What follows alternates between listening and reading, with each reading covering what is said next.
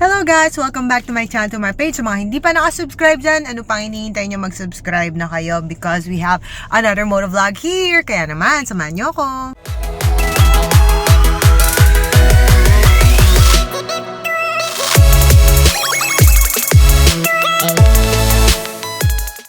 So guys, sabi ko nga motovlog kahit tayo ay nakakotse ngayon dahil nag-iikot tayo. Actually, matagal na tayo nag-iikot. Hindi ko lang napopost. Ba't nga ba?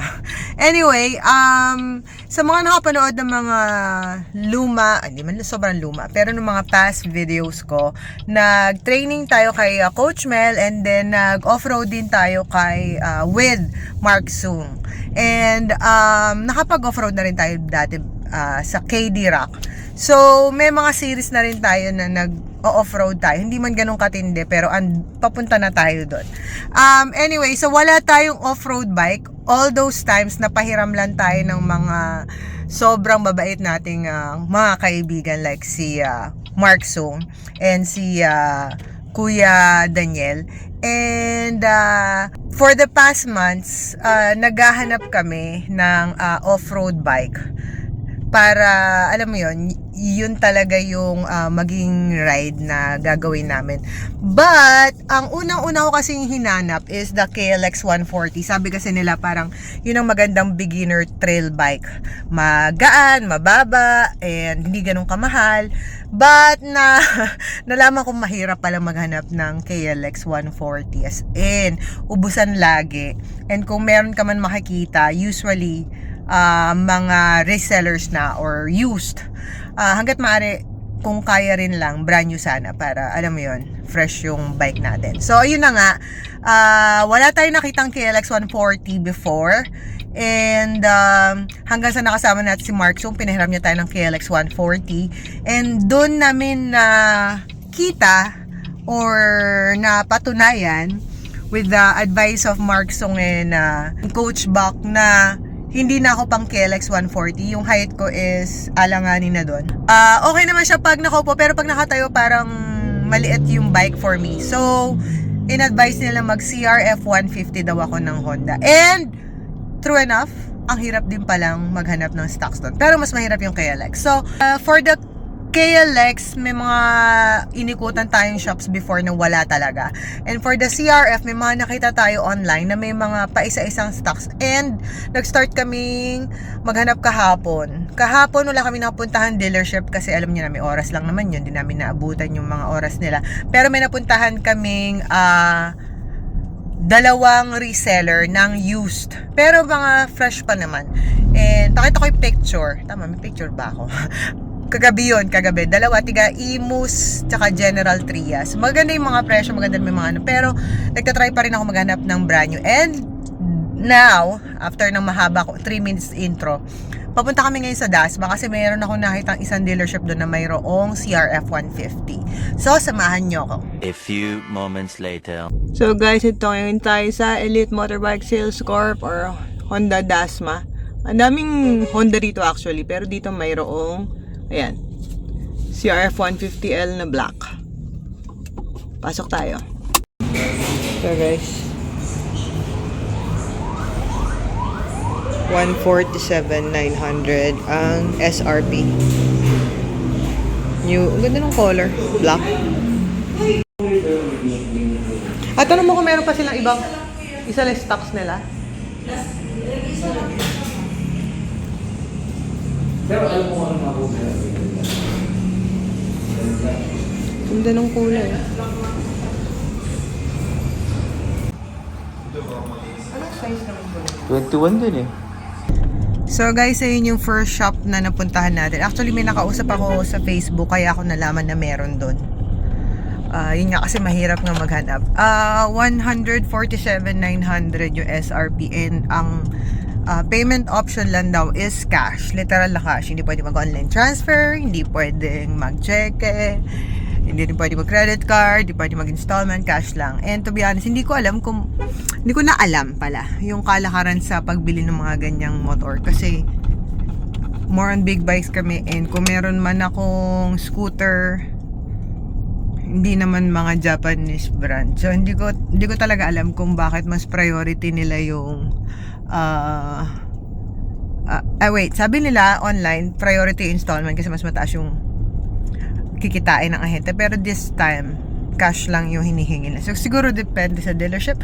Anyway, punta kami, meron ibang dito ng dealership. May isa pa akong kausap sa Las Piñas naman na may unit pero ibang color. So, try namin. So, guys, nagpunta ako dito. Wheeltech big bike to eh.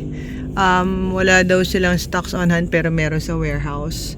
Nagpunta rin ako dito. Tsaka dun sa katabi, yun o. Honda mismo. Pero dun walang stock. So, ikot pa kami. Dito pa rin to sa May Dasma. Another Honda dealership. Nasa Imus na kami, guys. Siguro, mula sa unang pinuntahan namin, naka-apat na shop na yung nadaanan namin na nababaan ko. Tatlo-apat, ganyan. Bukod pa dun sa mga hindi ko nababaan. Kasi alanganin yung pwesto. A few minutes later. Guys, nandito na kami ngayon sa Desmark, Honda Desmark. Sa may Las Piñas. Dito yung kausap ko na meron daw, color red. Tingnan natin. Ito guys, oh. Mas mura siya. 146. Kulay pula. Guys, medyo may ano na eh. Tingnan nyo, oh, wala na yung cover. Tapos may kalawang na. Lumang unit na daw kasi to, 2023 to sa papel. Pero mura sa SRP. Mura ng 1.9. A few inches later. Ayan, good afternoon. May rights si Mami. Nagmamadali. Sayang. So ayan, i-explain sa atin ni Kuya yung tungkol sa papel, tama? Yes po. Yung processing po namin ma'am ng ORCR is 1 month to process po yun. Pero yung 1 month po is pinakamatagal naman na po yun. Then once po na-review na po yung ORCR, i-text pa po namin dito ma'am sa number po. Then sa plaka naman po, pagka-release po ng ORCR, mga 1 to 2 weeks po bago yung plaka. Mabilis na ngayon. Opo. Kumpara dati, diba? Dati, taon eh. Hindi lang. Sobrang taon na taon. Diba? Ilang taon, ma'am, like 2017. At least ngayon, ma'am, inuunti-unti naman. Oo. Wait, sa labas, medyo hindi pa ako familiar. Kay Serbico talaga yung nakasulat. Yes po, ma'am. Kay Serbico po talaga. Pero merong mga dealerships na Honda nakalagay pero under kay Serbico. Actually, naman yung pagkukuhanan nyo ng unit, parang kay Serbico and Honda siya, ma'am. Tie up po siya. Pero mas on lahat ng unit nila dun, ma'am. puro Honda lang. Ito Yes. kasi yan, iba-iba. Multi-brand kami, ma'am. So multi-brand to, pati appliances. Yes, appliances, ma'am, cellphone, e-bike, ma'am, meron din, lahat na. Pero yung pupunta nyo, ma'am, puro Honda lang. Dito to guys sa Las Piñas, yan. Dito kami nakakuha. Actually, ma'am, ano pangalan mo? Lordilina, ma'am. Ginawan lang ng paraan ni ma'am. Nag-inquire ako, tapos siya ang naghanap for me. So, binabayaran namin dito and then kukunin namin yung mismong unit dun sa isang branch nila. Kahapon pa kami nag-iikot eh. And usually wala. Yun nga, malalayo sabi ni Madam. Saka kung mayroon, Malalayo. ma'am, isa-isa lang. Diba? Oo, ang hirap. Yung ganong unit, ma'am, talaga isa-isa. Bakit? Actually, ma'am, hindi kasi siya talaga yung totally, hindi yung, ano niya, yung Pang everyday. Like sa mga scooter natin. Oo nga. Kaya, kung mag-order, ma'am, isa, dalawa, ganun lang, ma'am. Unless may ano talaga, yung maraming bibili. Bultuhan, ma'am. Oo. Mag-order ng marami. Doon na kami umorder. Tsaka feeling ko, sabi mo, may stock sa Tugigaro. Kasi siguro yung ride. Yes, Diba? ma'am. Exactly. Opo, ma'am. Doon, Pang ma'am, ganun mga talaga. stock, Yung mga wala lang, yung mga probinsya. Oo nga. Pero Doon may stock. dito, bukod sa KLX, kung iba bibili nilang motor, pwedeng i-cash. Ano pa yung ibang payment? Cash, ma'am, credit card, nag-accept kami sa mga financing. Ang dami na namin financing, ma'am. Bilis, home credit, Sumisho Motor Finance, may SB Finance. Ang dami pala nilang Yes, ma'am. Ang dami payment na pong option. ngayon. Ang pinakamaganda lang ngayon, ma'am, kasi meron na tayong bilis, home credit. Mabilis na lang. Konti pa yung requirements, no? Yes, ma'am. Wala nang CI, ma'am. Ayan. Thank you so much for Thank you po, ma'am. fulfilling my bike now. Di ba, ma'am? Pag, ano, ma'am, pati yung kay Yun Sir. nga, oo nga. May Paano pa iba kaming isa? Gagawin paraan ni Madam. Yes, ma'am. Inaantay ko lang yung reply, ma'am.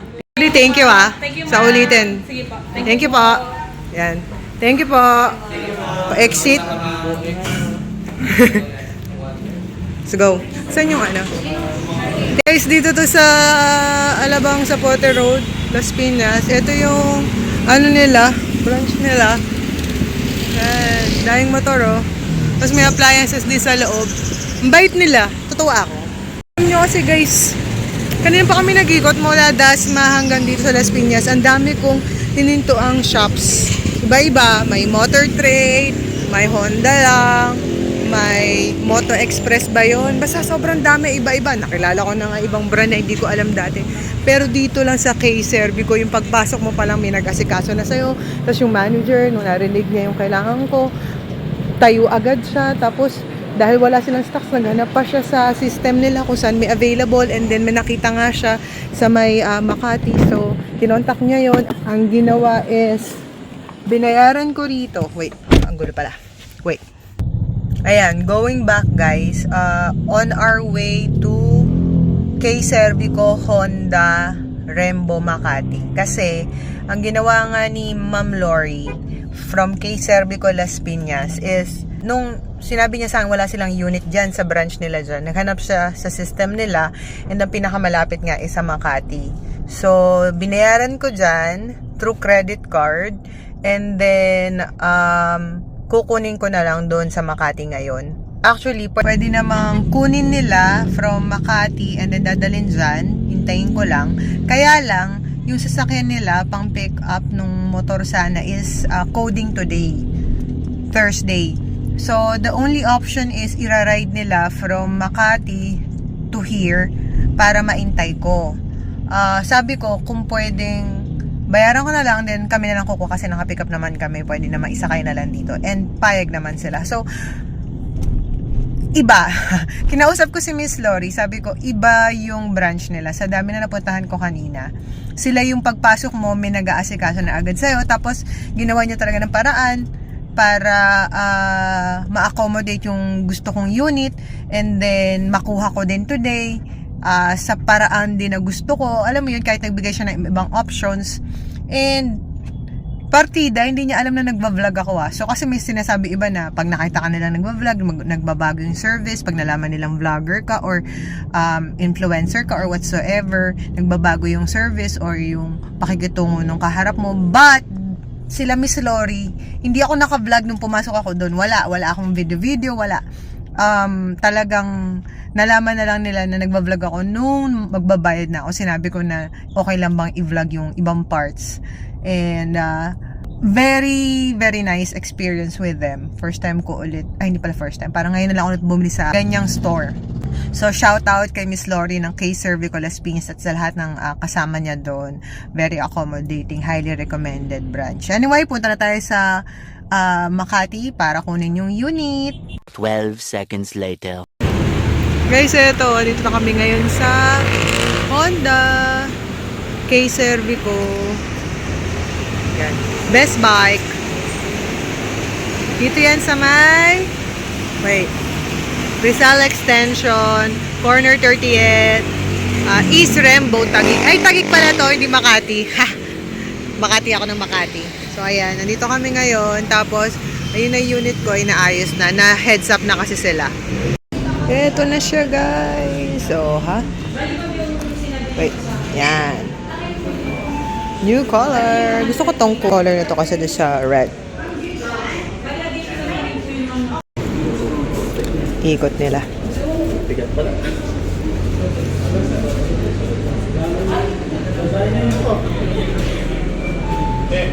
Para malabas.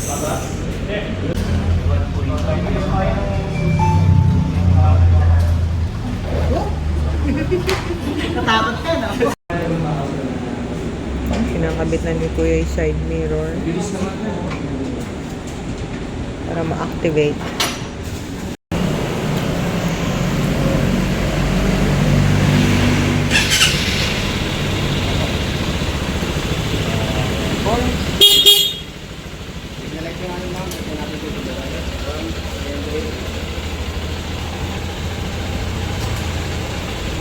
Yon, career.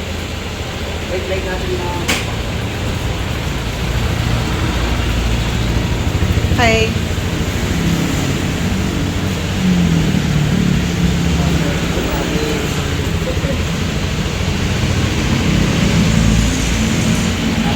Meron tayong gear switch.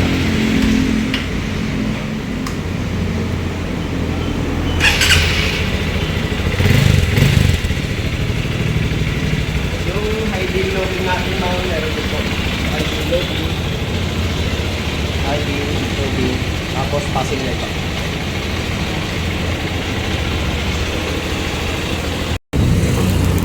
Yan, kinakarga na natin guys sa ating pickup para maiuwi na natin sa Cavite.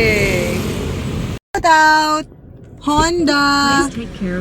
Honda ano nga yun? Best Bikes under Case Cervico dito sa Taguig. Sa may East Rembo. Especially kay Ma'am Marilu.